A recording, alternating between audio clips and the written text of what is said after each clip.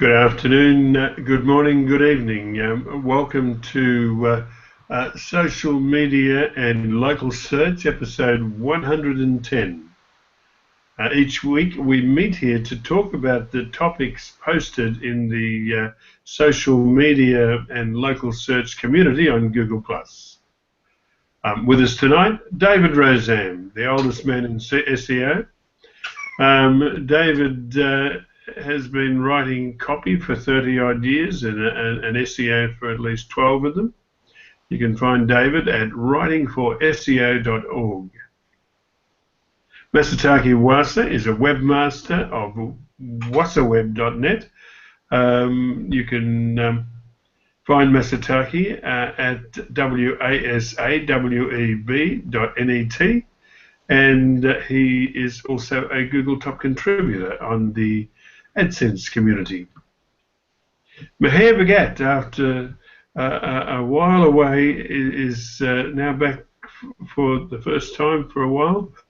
Maher is a social media queen based in India, and I do remember you mentioned where you were located at the moment, Maher, but I've forgotten already.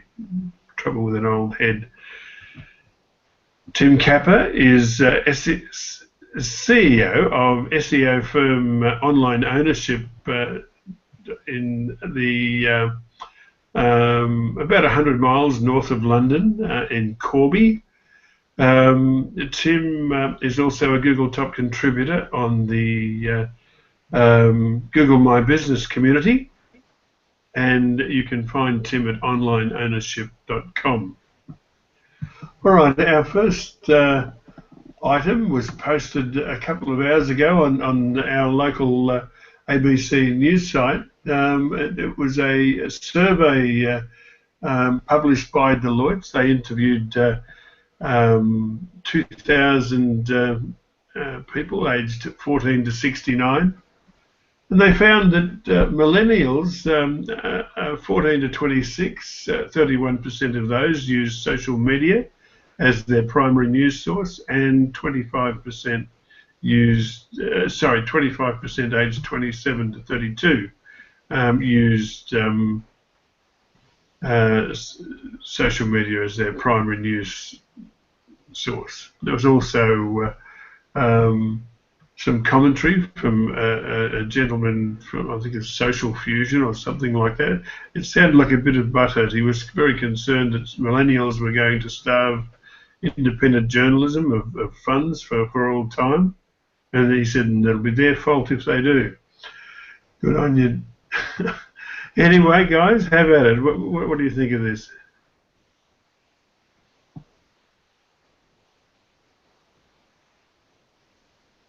Not much, apparently. I blame Murdoch. Well, yeah. I blame Murdoch for most things.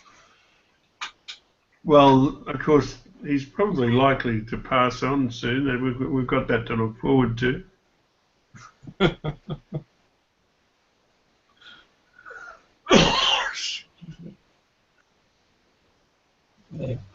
But it is an indicative, if you like, of relativity and the post-truth era that we are currently in, where everything's opinion, nothing's fact. So the problem, of course, with this is that you either get wrong information. So I think the example mentioned in that article was, you might decide on your purchasing decision. You might decide to buy something based on someone's recommendation, but you don't really know this person's qualification to review that product. Reviews are often subjective. And, there's an element of sort of leeway to it, but it might be a very bad idea if you're buying a big ticket purchase, you're buying a house or car or perhaps heavy machinery, and then you look up and you read someone's review, which might not be accurate at all. true, And except that in social media, would you agree that people tend to earn their chops by previous posts, and over the period of time, the other social media users come to respect that person's opinion, and if they post a recommendation, it's likely to carry some weight. yeah, I think that's because that is, if you like, incorporated into that trustworthiness of that person. So you can say, oh, this person has reviewed so much, and has received um, X, votes up or likes or whatever that some review platforms have. Then that might be a good indication. But at the same time, if it's very obscure, shall we say, item or place, let's say a hotel somewhere in the middle of nowhere, and there might not be that many reviews, and there are only a couple of reviews, and those are written by people who don't seem to have much of digital trace beyond the reviews. Many people might say, oh, well, I'm not so sure about these reviews. But if people are conditioned into thinking that reviews are good things online, on social media, then people might believe it more readily than perhaps they should. So that's one issue. That's the issue of wrong information. If you go into matters of news and opinion, then the problem is that you might end up in an echo chamber and end up in groupthink and becoming more and more extreme within, because groups often have a very weird dynamic in which extremes have clearer views and they can drag you along with it. If you don't have reference points elsewhere, then you might think it's all normal. But you live in that bubble, and that bubble, if you like, is moving constantly towards the extremes. So that's the second issue. So the first issue is the wrong information, and you don't have the ability to judge whether you should trust that information or not. And the second, again, is a similar issue, but different in terms of that you are now entering an echo chamber and you're not being open to other interpretations or other ideas. However, traditional media has the same problem. Yeah. If you pick up the Daily Telegraph as an obvious example of such, you will partake of the biases of the medium and its readers, which is a vicious circle of its own. The interesting thing I thought about this article was that it leads on social media dominates way millennials consume news, prompting alarm, and it's really about advertisers. It's really about how about the advertising industry losing ways to access eyeballs, and I think that in itself is quite sort of telling. Let's point people in that direction when we're really talking about that direction. But as part of the advertising industry, I guess we should be concerned about this. But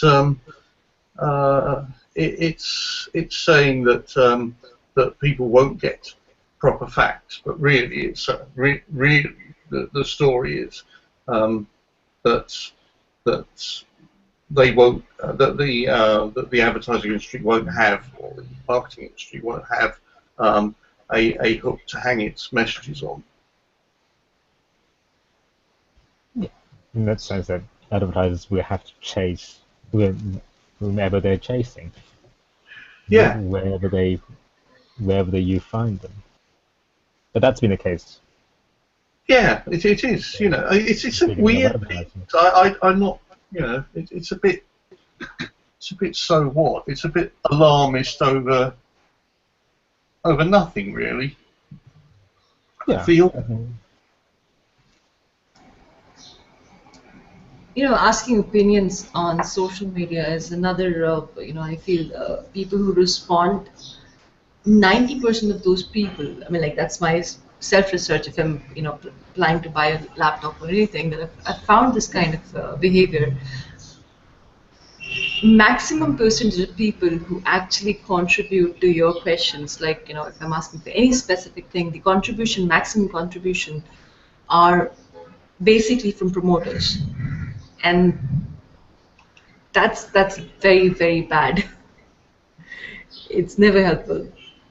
So there are very, very, slight percentage of genuine responses that we find on social media. That's tough. That's a good point. And then we have this gray area now where people might be posting answers or responding to people when they're affiliated to a certain company, shall we say, but they don't make that fact clear or known when they respond. And Absolutely. then there are companies who are going after inverted commas influencers as a kind of medium for medium for adverts. So again, that there's a gray area of what content people create. How much of that content is determined or heavily influenced by the advertiser.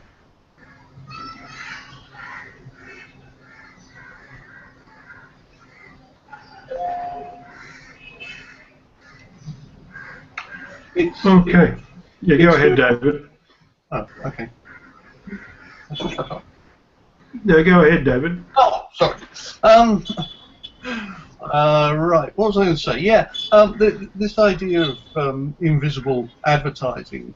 It's something that goes back decades in print advertising. For example, it's probably got other examples, but that's the only one I can think of at the moment, which is you still occasionally see them, but earlier on in my life, when dinosaurs walked the earth, before Jim says anything, that traditionally there have been ads, typically for things like toupees or shoes or something of that sort, and the ads were set to look like the newspaper, so they would be in a similar typeface and a similar size. The idea being that people would read the article and then go straight into reading the ad without actually knowing that there'd be a transition. Now, Google has been doing this increasingly over the past few years by making AdWords ads appear to be part of the main SERPs. They don't have any tinted background anymore. They just have this little dot saying ad in various colours. But basically, this is almost an ideal for the ad industry. And there's a balance between the trust that you want to have for your products or your clients or whatever, and the ability to con your audience into reading your message and having the opportunity to get them to buy. So yes, this is a kind of balance that's forever being made in advertising, in marketing, burying advertising messages, marketing messages, and then thinking, oh, or being pulled up. But there's always this thing of, will we lose trust through doing it? So I'm not quite sure how that fits in directly with what was said before, but it's one of those things that I always find quite amusing. This up and down of visibility. Yeah, it's finding that happy medium, isn't it? Yeah. if I was cynical, I would say it's finding what the suckers will accept. I think it's a fair assessment. Yeah.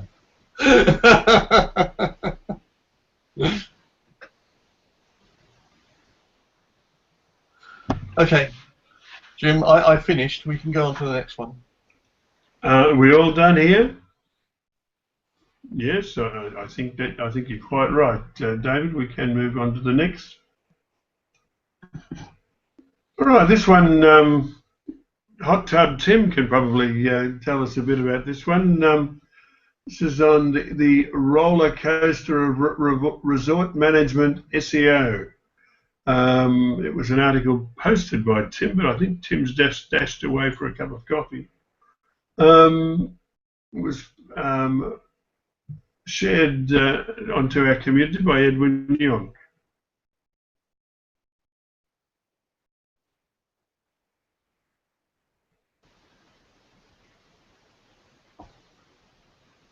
Are you there, Tim?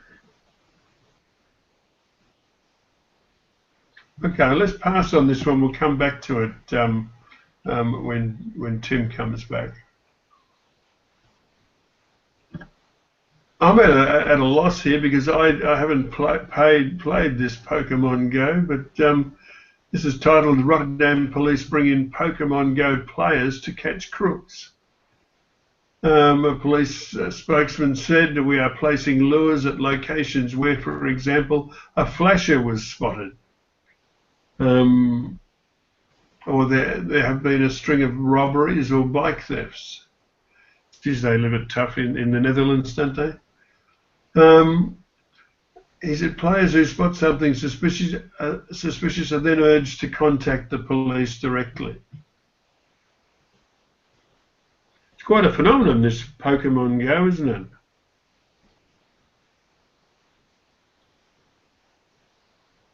Yeah, and if it can be used to do good for good purpose, then why not?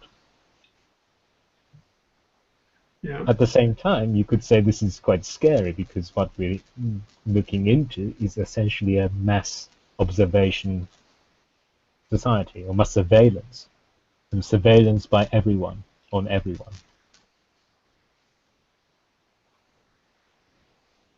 And this sounds scary.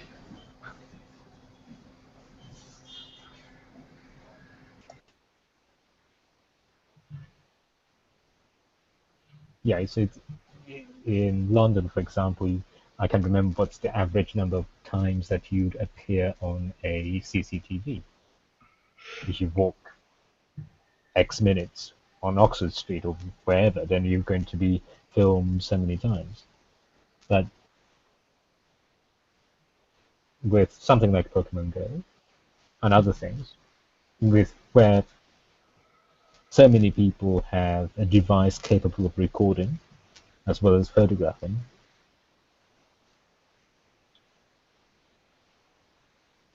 it is a means of mass surveillance, sort of distributed, grounds up, if you like. So we could say on the one hand, yeah, it's a good thing because it might be a deterrent. People might stop trying to commit crime, and if a crime is committed, then there may be more evidence to aid prosecution. At the same time, now you go outside and you cannot but be filmed, photographed by someone, be it a CCTV or be it someone with a smartphone. So I think it's an issue I think societies need to have a talk about. How are we comfortable with it? Do we accept that? Do we think that, okay, that's a fair price that we have to pay? Because I think the interesting thing is something like Google Glass had problems because people thought that was, to a certain extent, invading their privacy.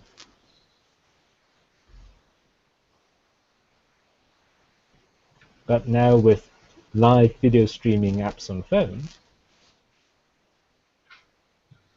that kind of recording can take place anywhere, essentially now. And we seem to have accepted that. Yes, I wonder how Google Glass would have gone if had it been released a few years later. I think we would have been so used to the idea that people are photographing and live streaming from everywhere, we might not bat an eyelid.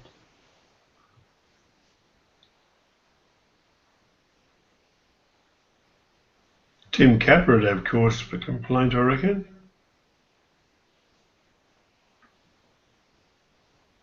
I think we have cause for complaint against Tim Capper.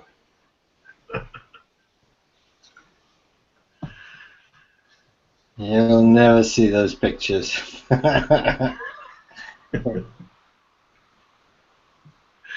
right, have we covered this? Tim, there's an article that you posted on SEO, resort hotel SEO. Do you want to speak on that? Yeah, can do. This, yeah, this one was just it was published on the on the local search forum, which is primarily for obviously local SEO users, and it was just there's a way of giving insight into, I mean, most people there are doing practitioner listings, locksmith listings, you know, and I was just trying to throw in a different kind of understanding of like the different types of local SEO out there and challenges that different ones throw up. So this is particularly about resort management. So resort management is essentially your smaller luxury resorts around the world aren't actually owner operated. You get branded resorts who would bid to run a resort, and so essentially it'll be run under that brand until the owner or the developers decide to change contracts, and then it might be run under another brand. So like, unlike, for example, an owner operated or a large brand, Hilton's and Marriott's and things like that, these things change names. I've seen them change names as frequently as every month, up to a year, up to 3 or 4 years.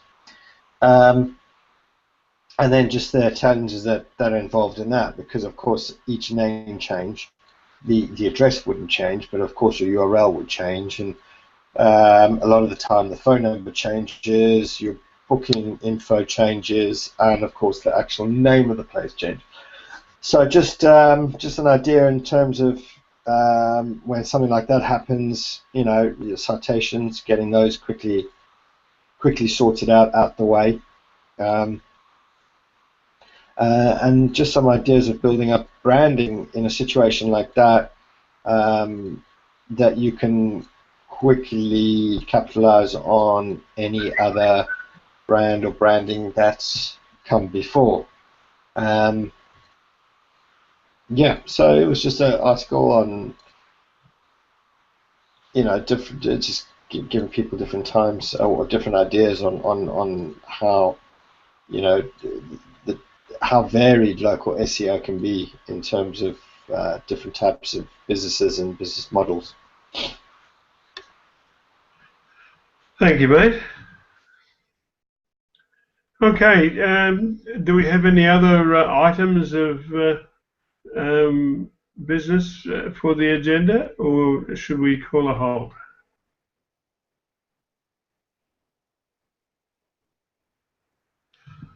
Well, I see we still have eyes watching us, and we thank you for that most sincerely. Your interest in what we do makes what we do worthwhile. We'll be back at the same time next week to do it all again